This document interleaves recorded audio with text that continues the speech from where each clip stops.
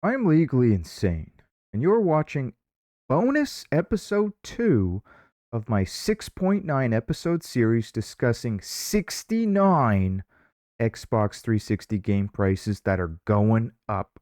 That's no exaggeration. We already did the list of 69. We're into the bonus content now.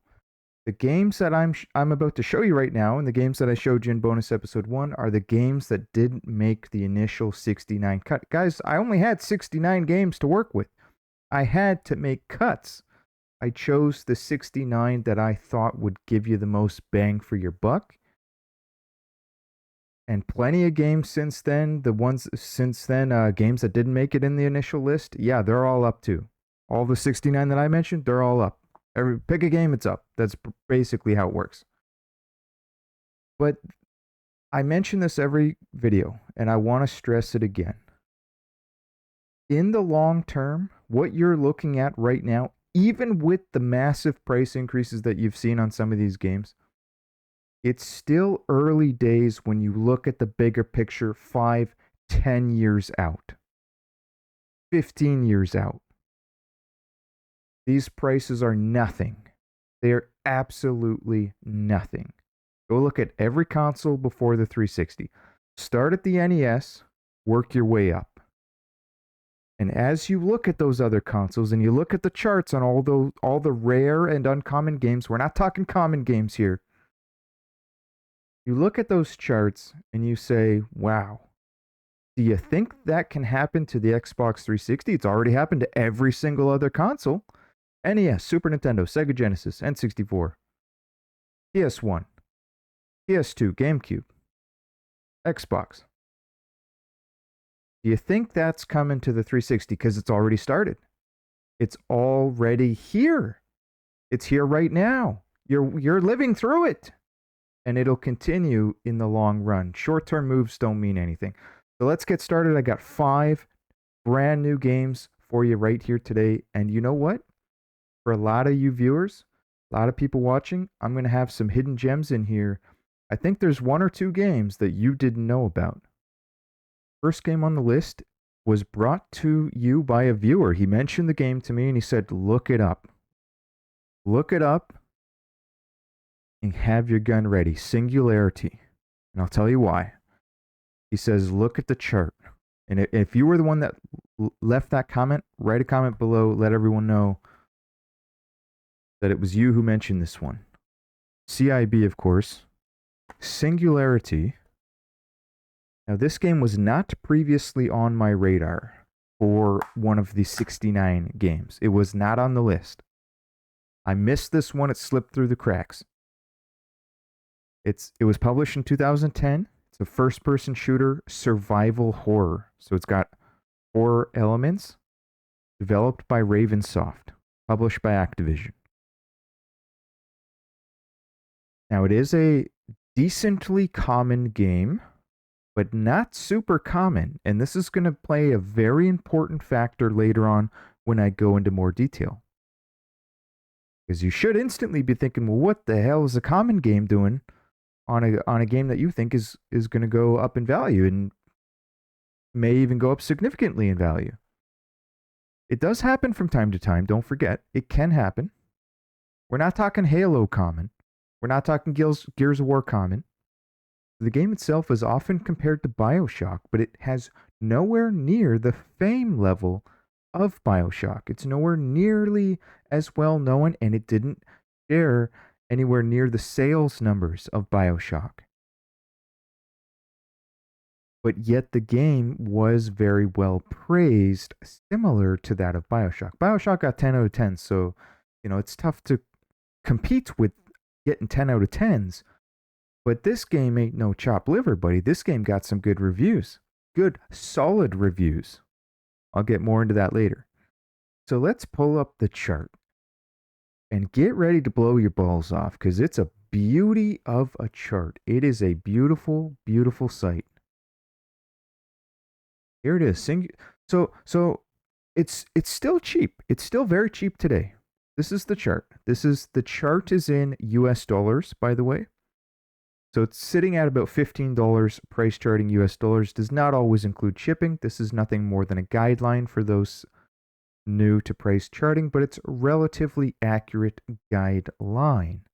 Great tool to use to get a rough idea of what the true value is. Complete in-box Canadian dollar prices, it's about a $20 game. But as you can see, as we scroll down, commonly sells for more than $20. So this price here is probably taking an average. Like I said, it doesn't include shipping most of the time. So we're looking at sales as high as close to $30, 25, 20, 22. You know, and this is, what is this, yesterday? So the game sells commonly, yeah, 1, 2, 3, 4, 5. 1, 2, 3, 5 sales yesterday. You know, sells commonly close to 30 again up here. You know, condition plays a role as well. Look at this mint, $21.99. That was probably free shipping. Great deal right there. Whoever got that one. But again, close to 30. 15 bucks down here. Probably piss poor condition, or the guy's charging like 10 or 15 bucks shipping. But still cheap in the grand scheme of things. But the chart is what looks beautiful. This is a straight line up. That's what this is. So most 360 games actually bottomed around 2018, 2019. If we take this one bottomed around, oh yeah, I mean close enough, 2017. It's pretty much the rock bottom number here, which is close enough to about the 2018 level. So you could have got it for $5 at one point. So it's up 5 times since then. Wow. I mean, that alone is pretty significant. You know, you don't look at the dollar value, you got to look at the percentage value. If you paid $5 for this, you'd be really happy right now. You'd be happy that you didn't pay 20 or 30. And you know what? When it goes to 60, you'll be happy you paid 30 and you didn't pay 60. And when it does go to 60, you're going to be real happy you paid 5. Assuming you did pay 5, right? I'm just giving you an example here. That is a straight line up, guys.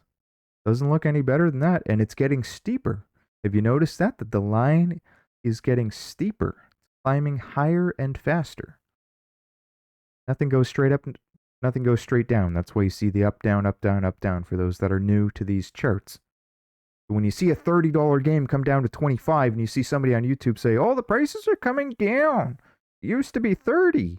Now it's 25. Well, buddy, look at the bigger picture. You really think it's coming down? You think you're going to get it for $5? You think it's going to the dollar bin, the discount bin? This game's never going to $5 ever again in the rest of your entire life. Have you factored in inflation? And we're not talking Black Swan events. We're not talking Great Depression 2.0. Because yeah, Great Depression 2.0, this thing's going to be used as toilet paper. Because you're not going to be able to afford toilet paper. The manual pages, you're going to be ripping those pages out one by one, toilet paper. Or you're going to sell that to some rich guy because nobody else can afford toilet paper. Right? That's what's going to happen. You're going to be, maybe each page will be worth a fortune in the Great Depression 2.0. Do you think a chart like this will continue in the long term? Because look, this is a long-term chart. This didn't happen overnight. Slow and steady. That's a beautiful chart. I mean, the guy that wrote in the comment, he said this is the best chart you're ever going to see in your life, or one of the best. And I mean, it is. It really is. Beautiful sight. So the game itself is a first-person shooter where you get special powers similar to that of BioShock. You get these special powers using your time manipulation device. Examples of powers: you can move objects around, you can shoot people, stun them, you can kill them, you can time travel. You have all these time traveling gimmicky type abilities. That's kind of the theme of the game. That's why it's called the time manipulation device. Very unique, very original. But the best part of the game, if you ask me, is that the game is not just about combat. Combat is arguably an afterthought, because where the real fun shines is in the exploration. There's a lot of little secrets, little hidden gems, little Easter eggs that you're going to find. The game encourages you to go and explore. If you want to find all these hidden secrets, which is the fun of the game, if you ask me. So now for the interesting thing. The game sold 400,000 copies, which is not a ton, but it's no small number either. It may have sold 400,000 copies, but they expected to sell far more than they did. So the game was essentially a commercial failure in that regard because they thought that they were disappointed with the sales. I don't know why the sales were so poor. Maybe they didn't market it very good. Maybe, you just can't compete with the top dogs. Mind you, there was a lot of competition back then. PS3 era and the PS 360 era was the era of first-person shooters. Like everyone and their mother was trying to make the next Halo, the next Gears of War, the next Call of Duty. Like that was the top dog games back then. First-person shooters were in their glory days. They were overprinted. Like there was just a ton of variety out there. Every company was trying to get in on the craze, similar to back in the 90s Super Nintendo era. Everyone was trying to get in on the mascot phase. You had your Bubsies coming out. Everyone was trying to get in on the cash in on that Sonic and Mario cash cow. But, there's not everyone can create a Mario or a Sonic, and so a lot of those games failed. Arrow the Acrobat, Awesome Possum, I think, for some reason, I think was a game. Bubsy, I'm just trying to go, Mohawk Jack or something. Like there was a ton of games out there. Everybody was trying to create a mascot and hit it big. Well, there's another game, a hidden gem, similar to this game, that sold 700,000 copies. Sorry, I'm going to pull it up right now. 700,000 copies. This game right here sold 700,000 copies. Hidden Gem completely went under the radar. It is not rare by any means, but it should have sold 5 million copies. Supply and demand is what increases the price of a game. If more than 700,000 people want this game, then the price is going up. It's that simple. It doesn't matter how common a game is if there's more demand than the supply out there. So 700,000 isn't exactly a 10 million, 25 million copy Super Mario type of game here. Meaning it could absolutely go to the numbers that you're looking at right now, and it absolutely did. This was in the original 69. I said it was going up, it went up. And what a gem of a game this is. And guess what? Singularity, could this happen to that game? Yeah, it could. I'm not saying it will. I'm just showing you the potential here.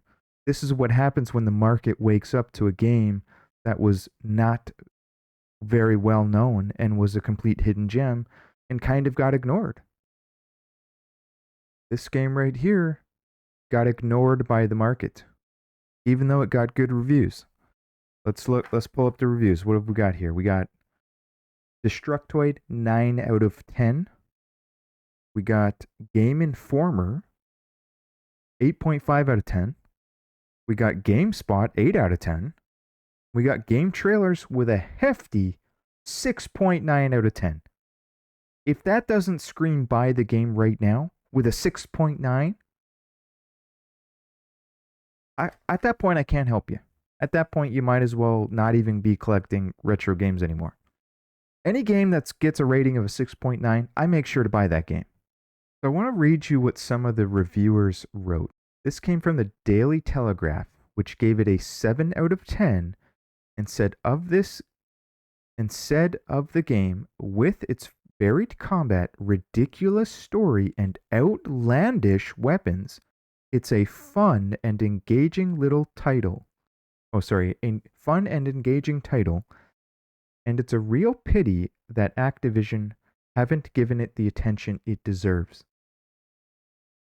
If you're willing to overlook its shortcomings and enjoy old school running and gunning, Singularity is an immensely satisfying romp. I threw that in there because what I especially found interesting is that they said it's a real pity that Activision haven't given it the attention it deserves, which makes me think they didn't market the game. They lacked marketing, the amount of marketing that they should have done. When you know you have a hit, If you know you got the next Bioshock, if you know you got the hit, you got a monster hit, and you put the marketing in, you will get the sales. And I'm going to use the best example known to man to use. Sonic the Hedgehog. When Sega made that game, they knew they had a monster hit. And by the way, Sega needed a hit. They needed a mascot because they knew Nintendo was coming with the Super Nintendo, and they were going to get wiped out. They friggin' knew it. Okay, they knew it. They had market advantage. They came out years in advance, especially in Japan, years in advance before the Super Nintendo. Came out in, I think it was 1988 in Japan. Okay, they had a huge head start, and they were struggling to get market share. They couldn't get the market share. They bring in Tom Kalinske, the CEO. He says, get a mascot. We need to compete with Mario. Make me the best damn game ever made. They went and they made the best damn game ever made. And they spent countless millions marketing it. They had some of the best marketers in the world marketing this game. They came up with fun and creative ways to market this game. And it saved the company. And thanks to Sonic, they were able to get into Walmart and other stores that had previously ignored them and previously refused to sell their products. Yeah, Sega had to work real hard. They had to bust their balls to get to where they got. There were stores that wouldn't even sell their product. It wasn't like it is today. Another one brought to you by a viewer. I just about blew my balls off when he mentioned this game because I had never heard of it. And understandably so, because believe it or not, and hear me out, yes, it is technically a sports title. Stoked Big Air Edition.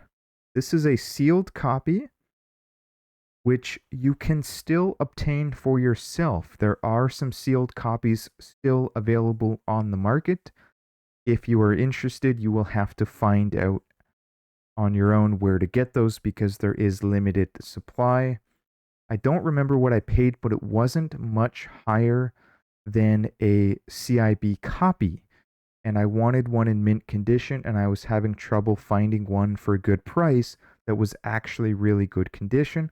So I decided to go with a brand new sealed copy. This game came out in 2009. Has a very interesting history. This is the Big Air Edition, which means there is actually a regular edition called Stoked. For whatever reason, so the OG came out in February 2009. It did pretty decent. Didn't get rave reviews. You know, it's like average. Sold pretty well. And I guess the sales had been a little bit higher than they expected. And it sounds like they basically released an unfinished game, to be honest with you. And they were surprised by the sales. I'm convinced that's what happened. They had a deadline to meet. And the only way to meet the deadline was to release an unfinished game. But it was good enough. It was basically done. As close to being done as they could get. It was sellable. It was good enough. They released it. Sold good. And the sales were high enough that they said, let's go back and finish the game. Because they never finished it. It wasn't complete. And so that's what they did. They went and updated it with the stuff that was clearly meant to be in there in the first place. Pretty sure. And so the Big Air Edition was released in November of the same year. This is not even 12 months later. They basically released it with what would be now considered DLC or an expansion set. So this Big Air Edition has now become the definitive way to play this game. This is now the only way to play this game, which is going to contribute to the price going up. It has made the original OG Stoked obsolete 100%. Anyone with an IQ over 69 would only ever buy the Big Air Edition. The other edition's done. It is completely finished.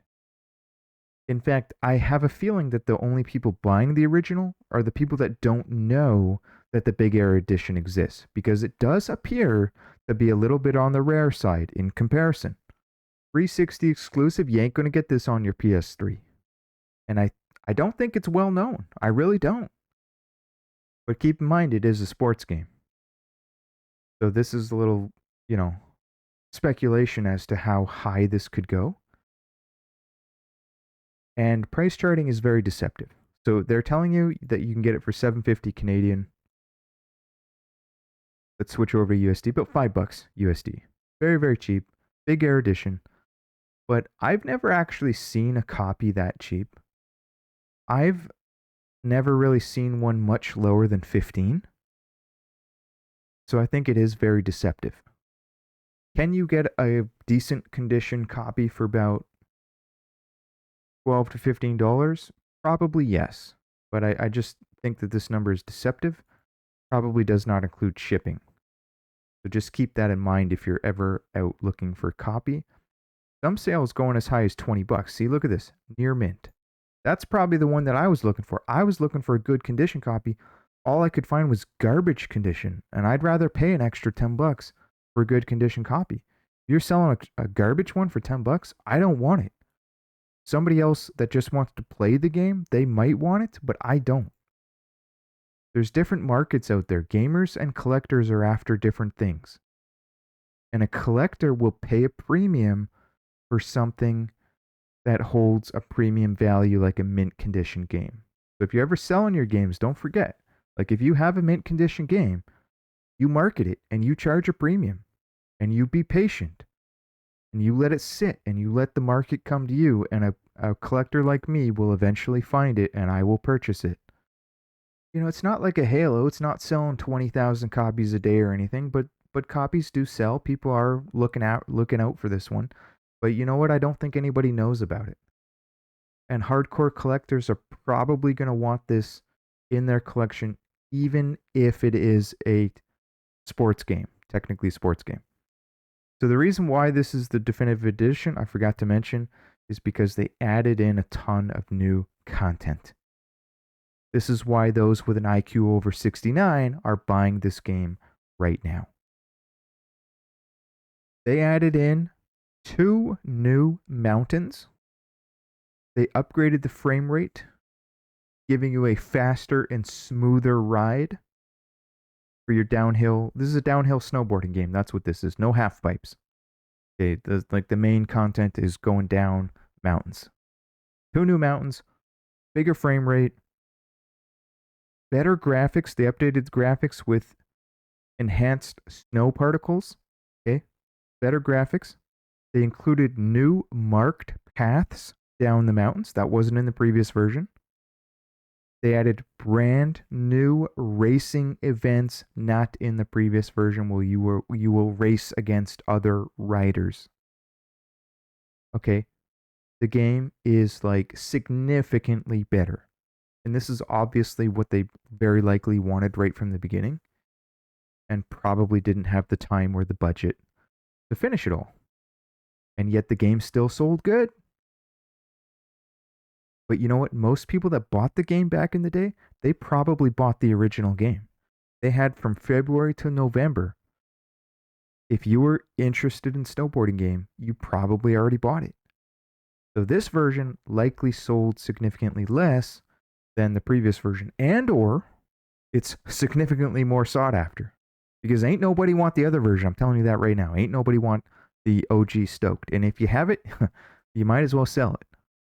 I wouldn't want it in my collection. It's a very chill snowboarding game, and the beauty of it, or one of the claim to fames, is that if you score a certain number on a certain mountain, on each of the mountains, you get to unlock the helicopter, and you can drive the helicopter around.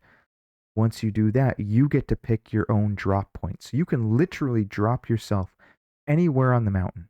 So it's got like this open world exploration in that regard. The mountain is yours to explore, and the game wants you to explore that mountain. It wants you to test all these unique little areas, hidden gem drop-off locations. So although the chart really hasn't done much, gone up a little bit, up from the lows, $4. Went up a little bit. It's trending down a little bit down here. It's bouncing up off that bottom. Has strong support around $5. Let's just keep the chart simple and say that we're going with the price charting value here. It's definitely got a lot of support at $5. If this was a stock chart, it's now bounced off that $5 level roughly twice. Testing that it's testing that support level. So even scrolling back here to 2020, it has support at $5. That's a significant period. That's about a 2-year, 1 to 2 year support line where the price did not go below 5. So the game has significant support at that level. We appear to be approaching what might be a double bottom or round up. Zoom out of this chart 1 or 2 years from now, might look like a double bottom. And after a double bottom, the stock does typically go up. So I think we're going to get a double bottom here. And if the market ever wakes up to this game could easily double or triple. Is this going to be a $500 game? No. $100 game? Very unlikely. Okay, I'm just letting you know. You can get this game today for, let's just say, $10, or $7.50 according to price charting. You can pay $7.50 today, or you can pay $25, $35 tomorrow. Next up, we got a really interesting game. Yet another game brought to you by a viewer. Seems to be a theme going on this particular bonus episode. This one is Green Lantern. And I know what you're thinking. You're thinking that game sucks. Just like you thought that about all the other a lot of the other games that I mentioned that all went up. The prices all went up. Seems to be a common theme where games that previously got bad reviews by these so-called professional reviewers. The market wakes up many years later, or these games get a cult following, and all of a sudden the prices go up. Everybody realizes, hey, those reviewers were wrong. This is actually a good game.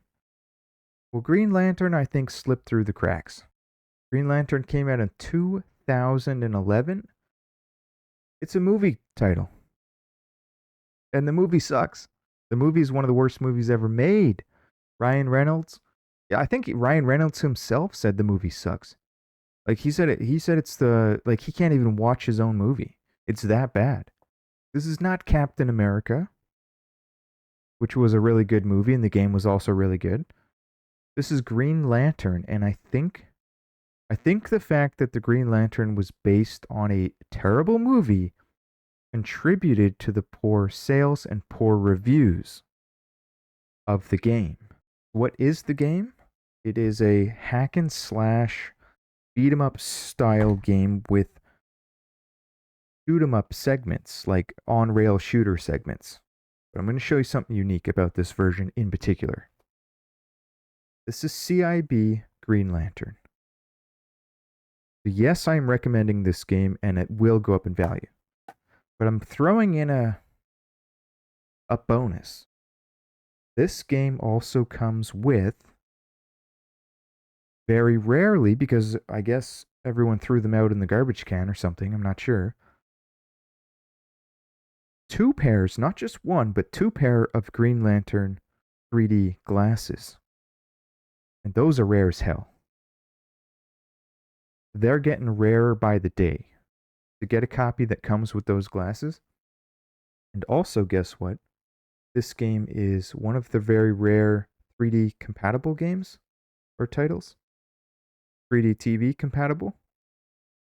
There are a lot of titles that are 3D TV compatible, but nobody ever talks about it, and I am personally trying to collect all of them. Every single one. So let's have a look at the chart. And then we're going to discuss the game itself. The chart doesn't look too bad. As you can see, it bottomed around 2018. Remember, most games bottomed in 2018, to be honest. Most games did. Well, I mean, it has been a slow and steady riser ever since. It's been pretty volatile. Couple of huge run-ups, but you know what? I wonder if these run-ups are including copies with the 3D glasses, because I don't think you can distinguish. That's going to contribute to the charts being a little bit skewed, I do believe. Yeah, it definitely is. Because look at this, 3D glasses, 35 bucks. 3D glasses, 30.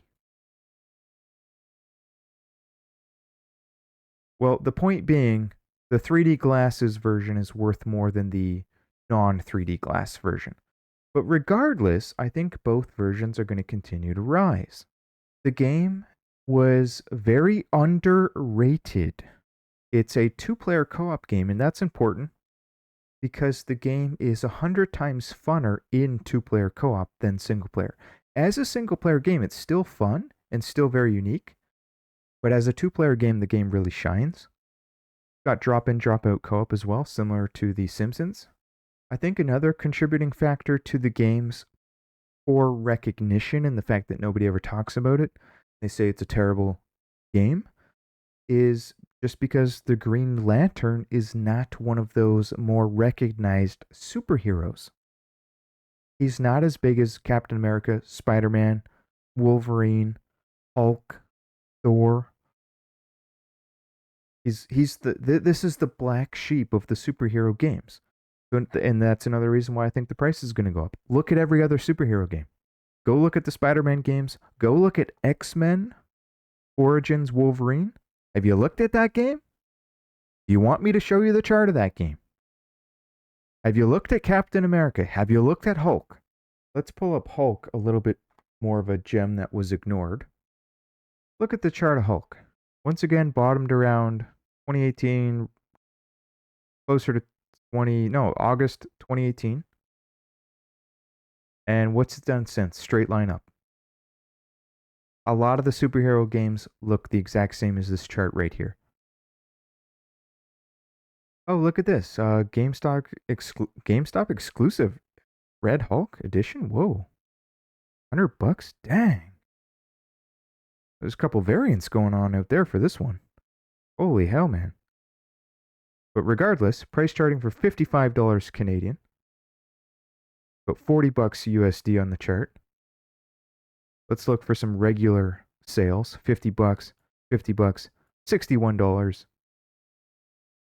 Man, I gotta get myself this GameStop exclusive Red Hulk? What is this? Look at this. Red Hulk playable character? Holy hell, guys, we are deviating from our original plan here. I just about crap my pants. I'm gonna have to change my diaper as soon as I finish recording this. I am changing my diaper. Wow, that is freaking amazing. Just learned something new. So back to the regular editions. You're looking at about 55, 60 bucks for a regular edition. And not that long ago, you could have got it for under 15. And the trend doesn't look like it's going to stop anytime soon. And you know what? A lot of the naysayers who don't understand retro games, don't understand long-term trends, probably when this thing hit 25, look, down here when it was stuck at around 22, 25, they would have said, oh, it's a common game. Must have plateaued. It's going to crash. It's going to come back down now. Can't go much higher than 25. Why would anyone want to pay more than 25? Well, you tell me why people are paying over $100 for Color Dinosaur on the NES. That game sucks. I don't want a friggin' coloring book for 3-year-olds. Yet people are paying big money for it. Here it is right here. Color Dinosaur. How much is this going for? Complete in box, over $1,000. Oh, no, nobody wants to pay over $1,000 for garbage Xbox 360 games. That's what all the complete morons in the comments always say. Oh, they're all going back to the dollar bin. They were never in the dollar bin, buddy. Well, okay, when Color Dinosaur goes back to the dollar bin, I'll finally believe you that Xbox 360 prices are coming down. Color Dinosaur has gone nothing but up since the beginning of this chart. You could have paid $7 for this. $7.50. And now you're going to pay $200. Go to loose copies. $250. You want to pay $250? You want to pay $200 plus tax? $200 plus tax? $166 plus shipping? How about that? What was the condition on that? $188, basically $200 per cart. This game is one of the worst games ever made for ages 3 to 6, says right on it. 3 to 6. Telling you right now, Green Lantern is going to go up in value. The market will wake up. They'll start buying it with all the other superhero games. There's a trend going on right now where superhero games are popular. Superhero games are popular again, and I think this one is underrated. Is it a 10 out of 10? No. Is it as good as Captain America, X-Men, Wolverine, Hulk? No. But it's fun and unique, and guess what? You get a lot of Green Lantern powers. A lot of constructs, and that's where the real fun shines, in addition to two-player mode. Some of your, you get 12 of them in total. You get a Ray Blaster, Warhammer, Hover Mine, Mace Storm, Blade Whip, Gatling Gun, Rocket Punch, Missile Pack, Mech Suit, Piston Blitz, and a Jet Fighter. The game is fun. You want to play as the Green Lantern, the black sheep of the superheroes, the black sheep of the superhero video games? Check this one out. And it's, guess what? It's cheap. You like cheap games, don't you? Who do you want to pay $200 for a game? Or do you want to get a fun, decently fun game that you can play co-op with a friend or your wife or your sister for $20? I play this one with your mother. I'll play it with her all day. All right, next up we got Naval Assault. But in particular, with the slipcover. I'm highly recommending the slipcover, similar to that of Green Lantern, where the preference for hardcore collectors will be on the one with the 3D glasses. Okay, if you're a hardcore collector, you're going to pay premium to get the slipcover, but I think it's worth it. I paid $20 for mine, Canadian dollars at the pawn shop. Probably could have got one cheaper on eBay at the time. Might even still be able to get one cheaper on eBay because the price has not done all that much. Let's look at the chart so that you don't get overly anxious. Chart hasn't done much. It's basically a flat line. So CIB, you're looking at about $20 according to price charting. In US dollars, that would be about 14. However, if you want the slipcover, you're likely to pay a premium. Here's a sold listing for $32.94. Here's one $45. Wow, maybe that's slipcover. $27, $27. So a very large range, anywhere from about $13 to $30. And very likely indicates whether it has the slipcover or not. Some of the higher priced ones probably have the slipcover, and some of the lower priced ones are probably poor condition with no slipcover. But also, I haven't checked in a while. It might be that none of these have the slipcover because none of them are written in the title. A wise seller would advertise in the description title if they had a slipcover. So that might be more rare than I thought. But I have not checked listings. You will have to check yourself and keep an eye out for one at your local shops. So why might you be interested in Naval Assault? Because some of you are going to be familiar with this game, and you're gonna say that it sucks. And you're not necessarily wrong. It just depends on what you're looking for in a game like this. Because this is a very unique stealth submarine game. It is the Metal Gear Solid put into a submarine and given a much lower budget. However, it is not just a stealth game. It is also an arcade action-based submarine game where you make stuff go boom. You like to blow stuff up with torpedoes and your gun ships, and you will be doing a lot of that. However, a lot of the game is stealth based, and the way the game wants you to play it is to focus on stealth where stealth is needed. You will be punished by not doing that, but that doesn't mean that you will die either. If you want to go in guns blazing and blow everything up, you will alert the enemy to your location and they will come and send, the fleets after you. It did get pretty bad reviews.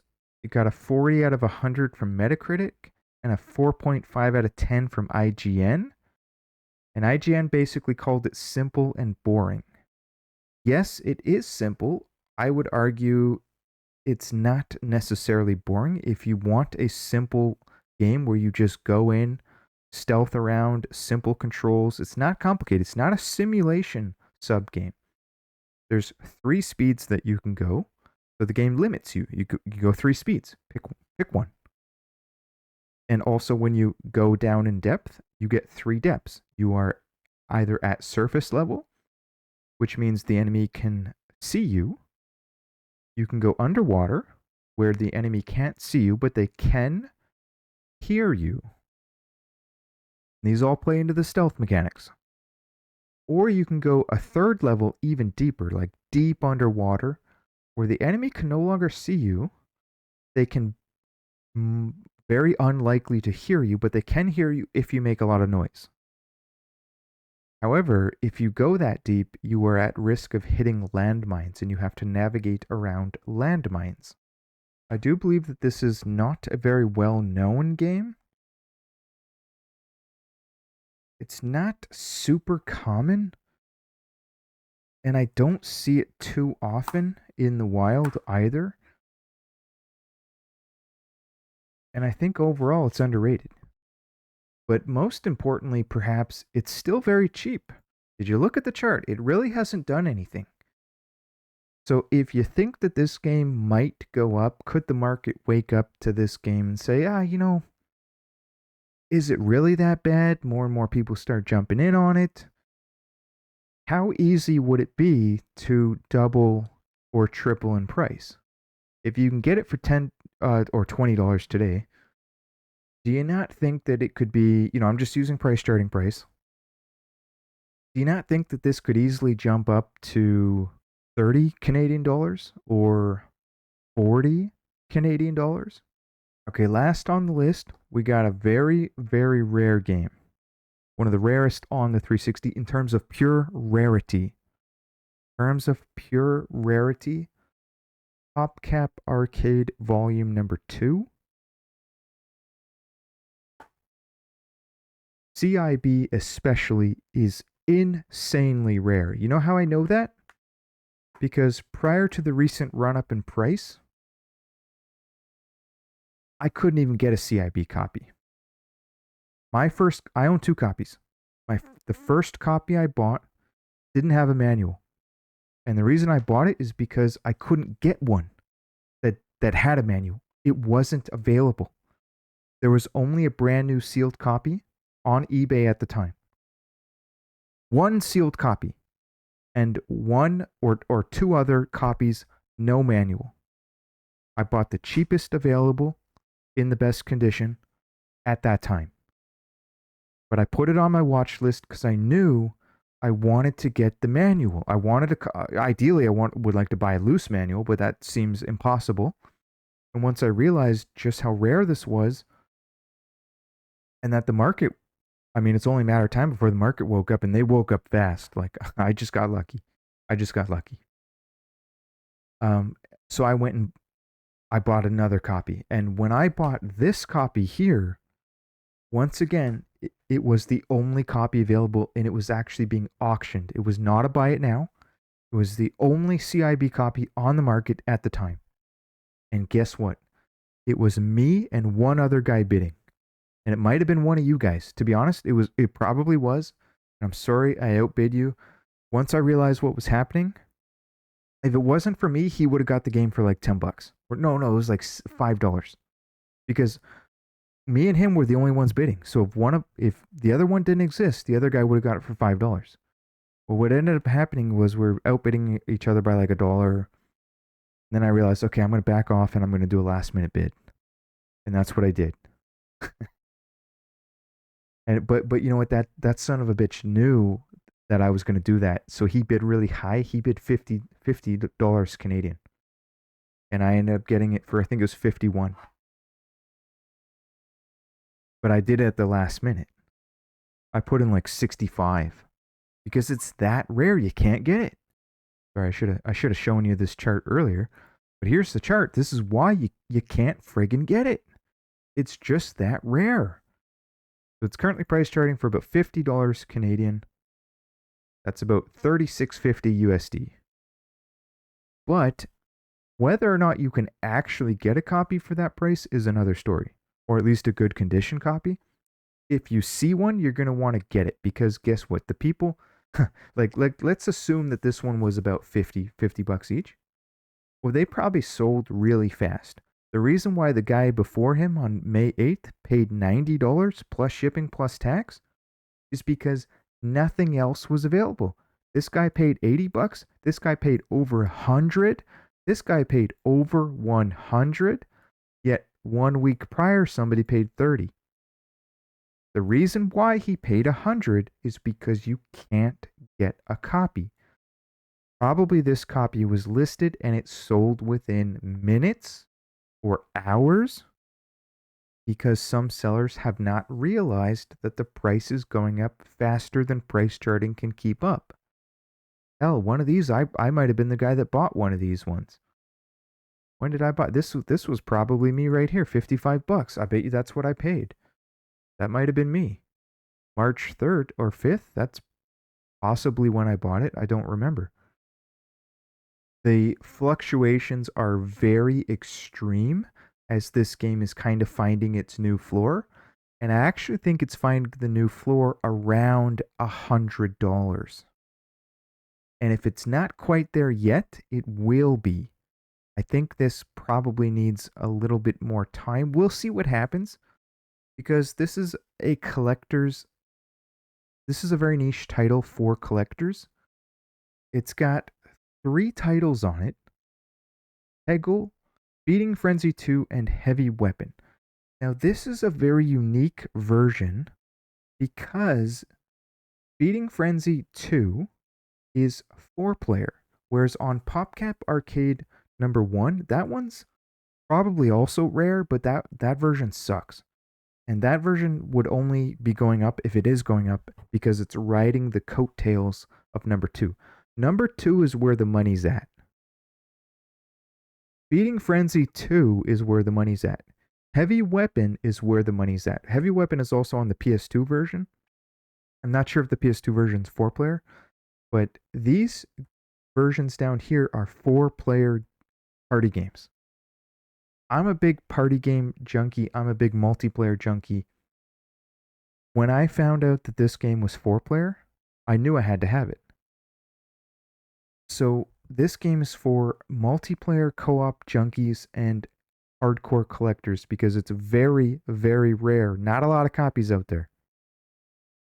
But it's also very niche. You know, is this, like, from a pure gameplay perspective, is this game worth $100 to you? The average person would say no. And by the way, Peggle is very popular, but I don't know why. This is supposed to be the game seller. As you'll see, they've given it, 50% of the shelf space here. I don't know why that game's popular. I think it sucks. I don't like it. I don't think it's fun. I'm not a fan, but for whatever reason, it's super popular. I don't understand it. Look into it. It appears to be like it's similar to Arkanoid, for lack of better wording. Here's what it says. Peggle, experience the ball bouncing, peg busting phenomenon. Like, this game was popular. All new multiplayer, 2 to 4 players over Xbox Live for Peggle. That's for Peggle. And for Feeding Frenzy 2, which you don't need to be on Xbox Live, sink your teeth into this fast action sequel to the classic family hit. Includes 4-way party modes. Feeding Frenzy 2, it's an arcade game. These are modern arcade games. You just control your fish and you eat smaller fish and try to get bigger and bigger and bigger and bigger. But other big fish are constantly spawning and they're trying to eat you. And then there's Heavy Weapon. It's shoot 'em up action in the best at its best in this Xbox Live Arcade best seller co-op mode for up to 4 players. So it's like a rail shooter or shoot 'em up. You're driving these little tanks around and blowing up everything on the screen. I'm a big fan. So this is one to keep an eye out for because you might get lucky. You might find it at a pawn shop one day. You might find it underpriced online. You might find it someone who has priced it as volume 1. You might find it at Goodwill. You might find it a fairly priced copy on eBay. I had it on my watch list for a long time. It's so rare that I had to wait for a copy to come up. It was sitting on my watch list, and of course I'm waiting for a decently priced copy. I didn't want to pay $100 or more for a brand new one. So this one never made it on the original 69. And I think the market has kind of woken up to its existence because the price was shockingly high, but not necessarily shockingly high because, like I said, back when the price was lower, you couldn't even get a copy. There's lots of copies available now because that's what happens. When the price goes up, supply goes up. Nobody was selling this game at $20, $30. Price goes up, all of a sudden people who have copies that are willing to sell, they're willing to sell it to you now for $100 Canadian.